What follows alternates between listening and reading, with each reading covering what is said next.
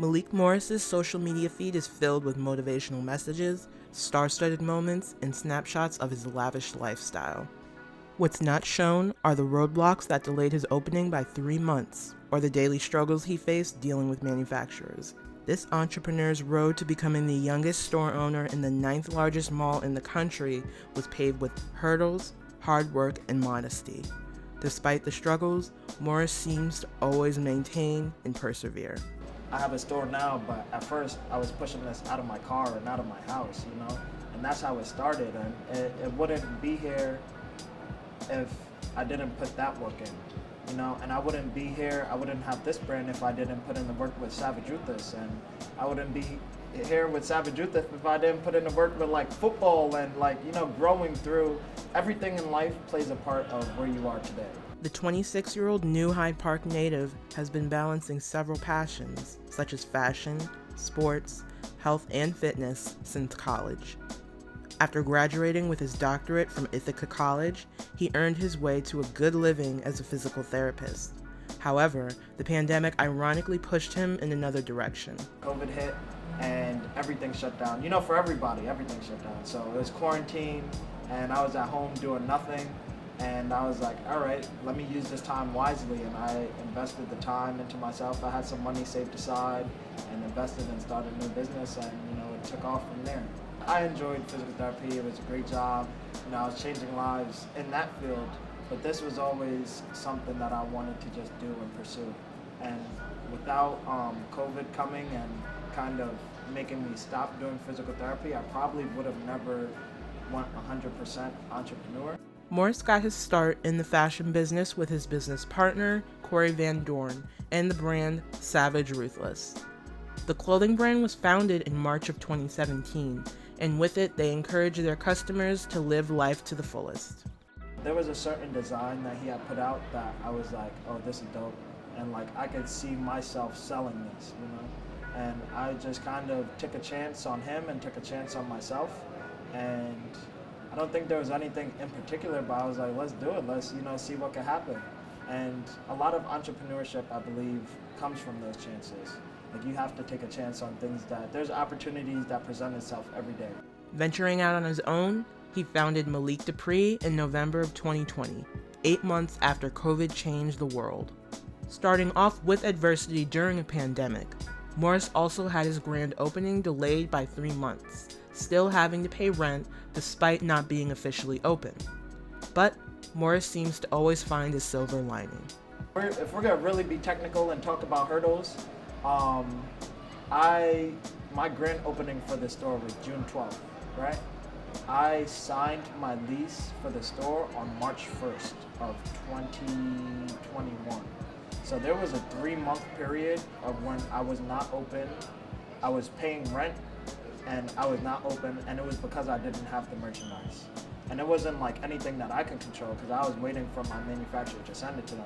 It was something, I guess that we could, talk about. That's something I've never really told anybody, because as an entrepreneur too, you're not gonna publicly display oh, I'm having problems with this, feel pity for me. No, you figure it out and you focus on what you can control. Running a storefront has become harder as the pandemic has ravaged businesses over the past few years. A record 12,200 retail stores closed in the US in 2020 alone, with many of them being on Long Island.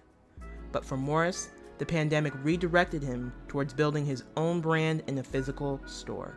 We might be outside trying to grab some new people to introduce them to the brand, but a lot of it is just really showing what we have to offer to the world and inspiring others.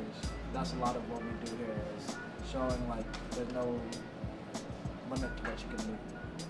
In February 2022, it was reported that Sunrise Mall in Hicksville, a mainstay on the island since 1973, would not be renewing the leases for all stores in the mall, with plans for redevelopment.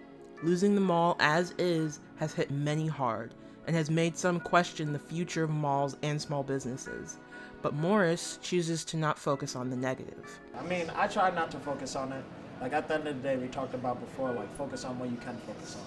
So I'm not focused on the mall's success, I'm more focused on my own success.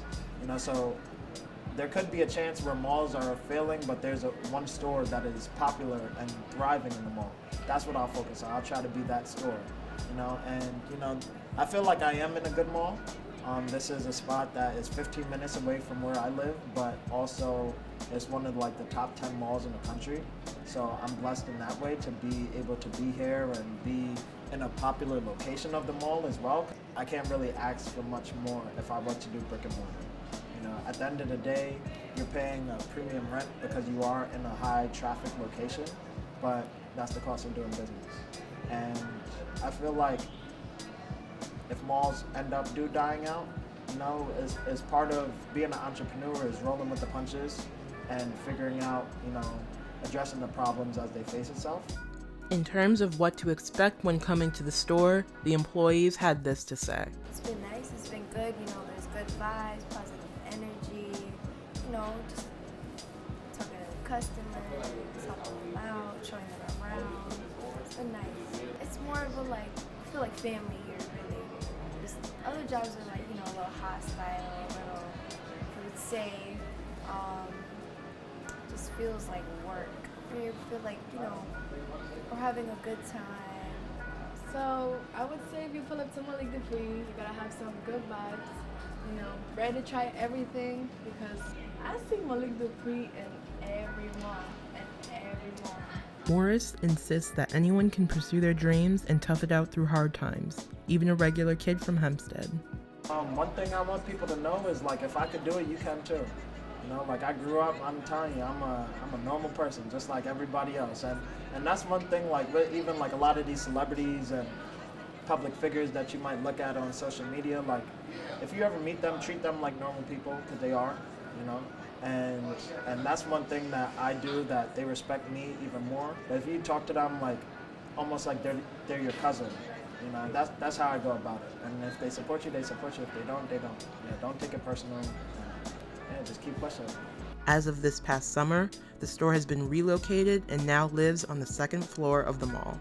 For Shades of Long Island, I'm Maya Jones.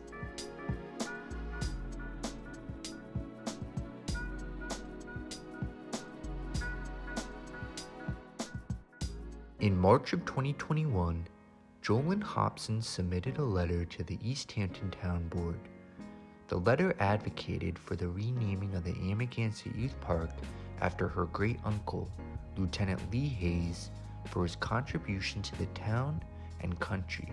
After meticulous planning and several calls with town officials, the park of Lieutenant Lee A. Hayes opened on June 18, 2022, 2 days before what would have been his 100th birthday. He inspired youth. So thank God, it was just perfect that it became a youth, that it is a youth park.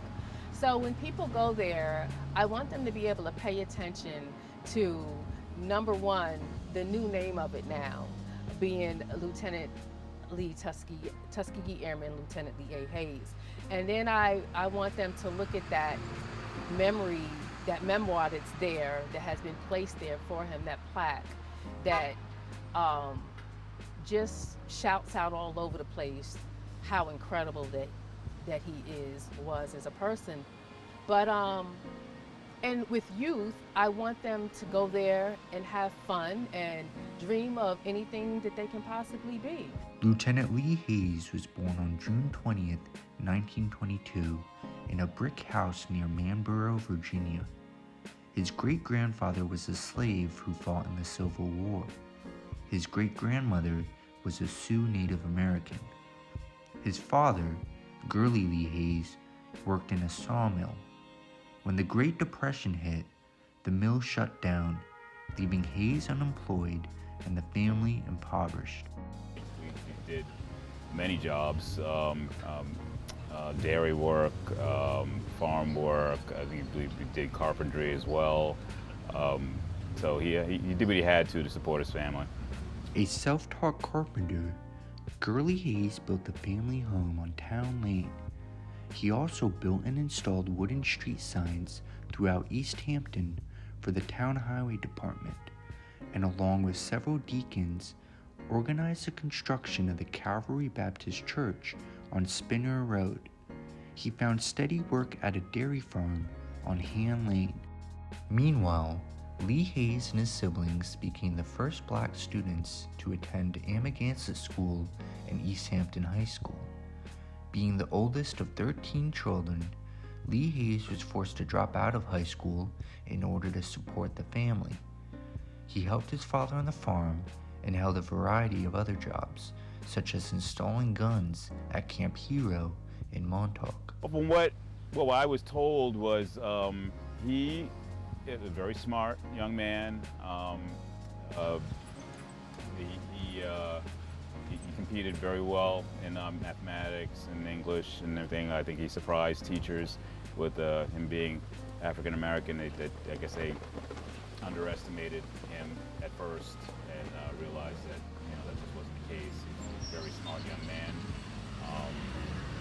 Obviously went on to do great things. Hayes was 19 years old on December 7, 1941, when the United States joined World War II after the attack on Pearl Harbor.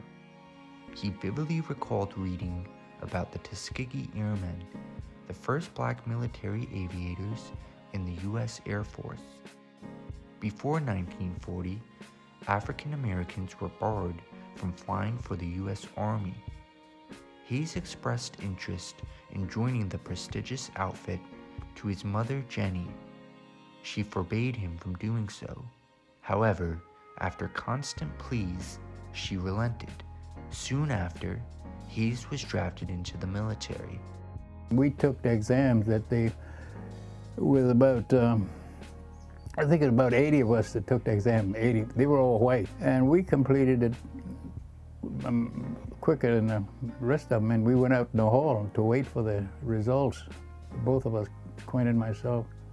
And then finally they all finished. They gave them all the time, and they came and they called us in. And I remember when they called us in, the first thing the instructor asked who was Hayes and Quinn.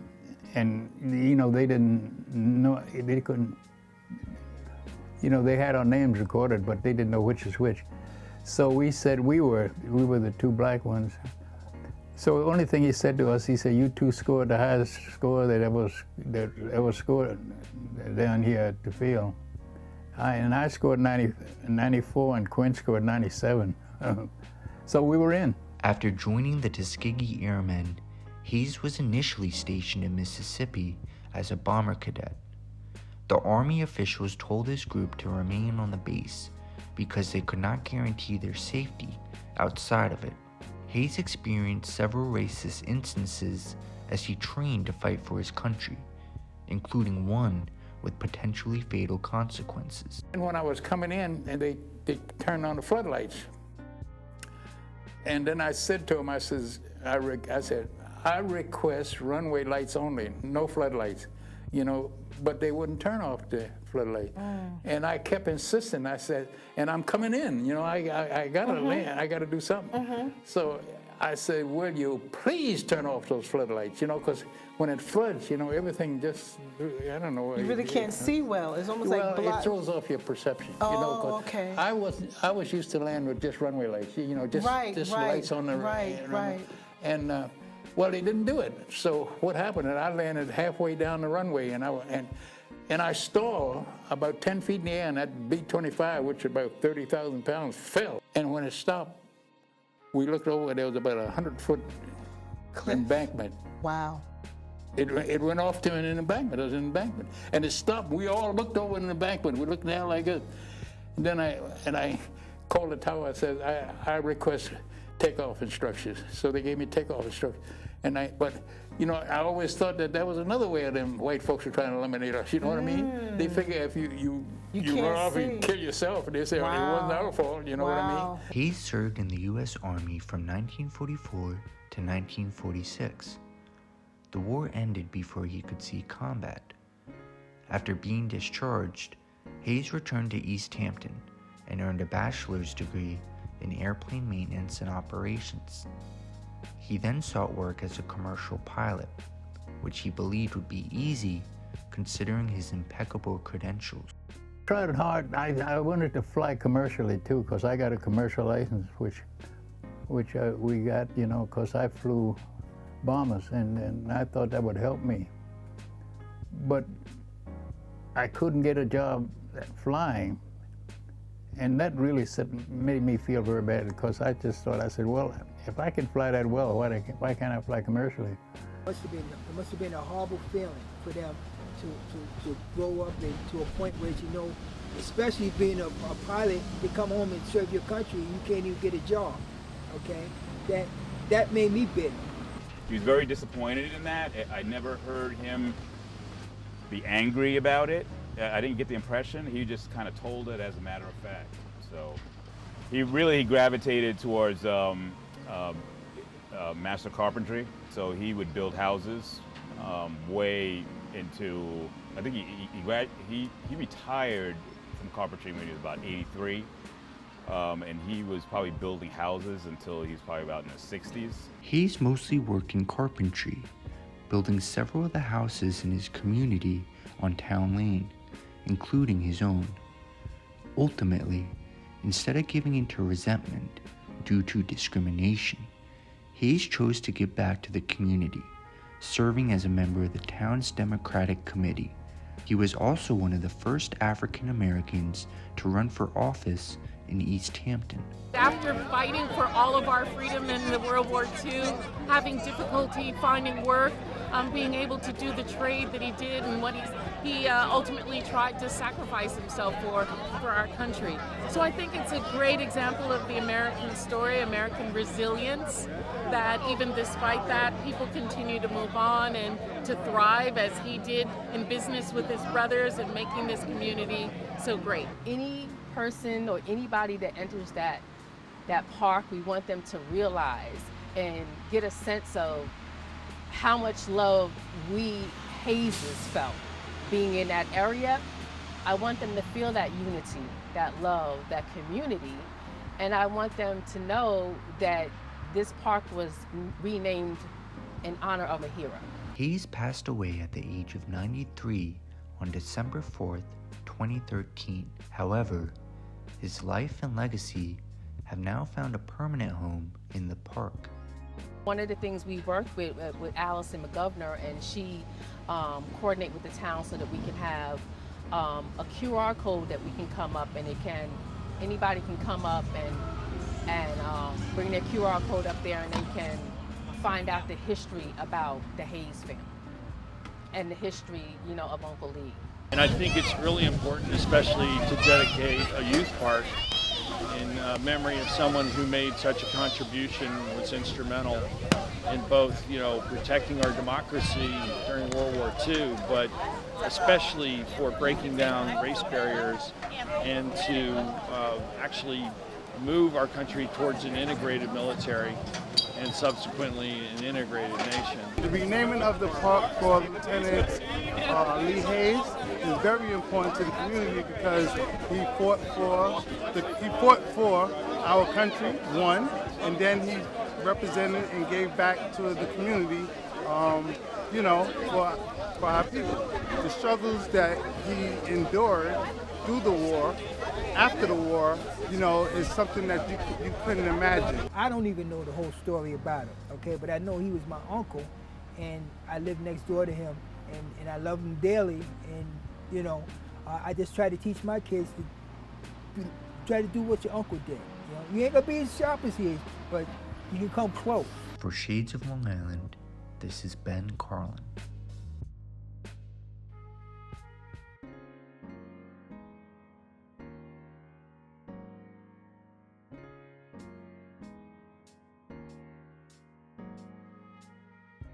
At just 15, Devin Moore was using his voice as a force against bullying and discrimination.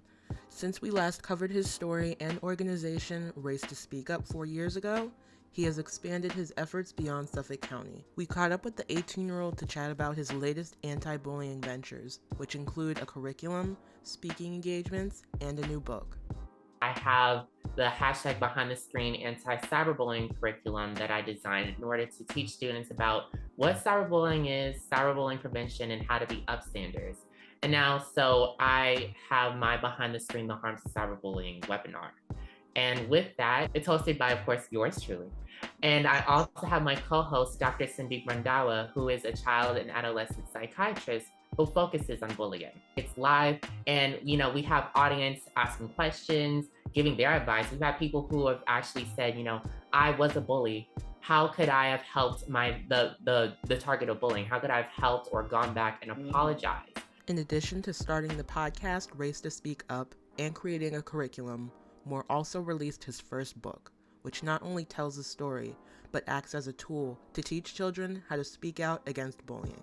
I recently wrote a children's anti-bullying book. Have always, not only have I always wanted to be an author, but I mean, as you can see, I'm working heavily within the anti-bullying community, and I wanted something to really for youth to see so that they can kind of get a better understanding of anti-bullying, within their language, within their time. They can read it, they can understand it, it rhymes, the syllables are working, so you can easily understand it.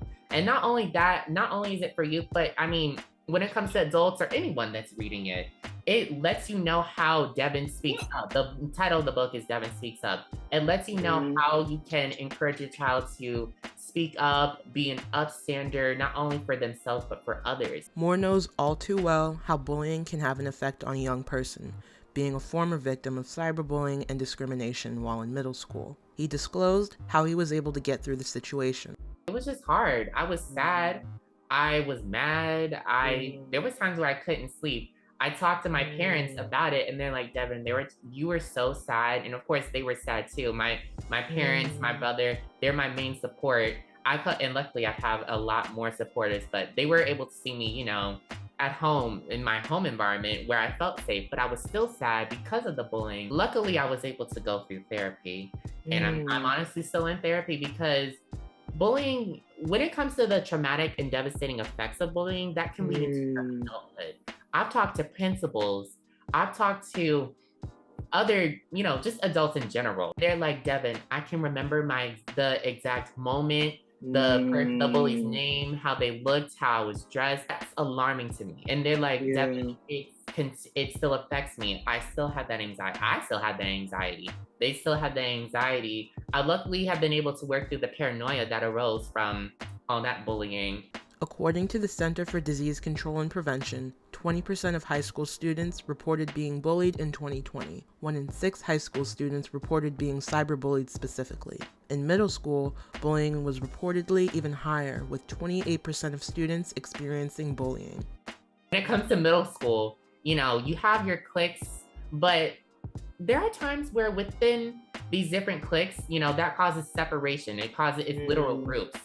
And that could honestly be a breeding ground for bullying, just because, if you're not the normal, or if you're not what looks like or acts like the normal, then what is quote unquote the normal will start to hate on you, or will feel threatened or scared by you, or even possibly jealous because you're outside of their norm and you're doing cooler things. So that's what could potentially lead to bullying. I mean, that could be another reason why bullying is so prevalent in our schools. That's why we need to change that. As he continues to work on his Race to Speak Up organization and podcast, and his Behind the Screen webinar, he has also been on the front lines at school, reading to young students and giving away his book, encouraging them to be upstanders in the face of bullying. If you don't speak up, the bullying will continue to happen, and you will continue to feel worse and worse and worse. You'll have even lower self-esteem, more anxiety, more paranoia, more depression. And no one should want that. You shouldn't want that. You shouldn't feel bad. You should feel how amazing you are, how gorgeous and smart and independent you are. Moore also advises people to take advantage of the many other tools available, such as the Bullying Buddy app, or if needed, the Suicide Prevention Hotline. He is also a strong proponent of therapy for others as well.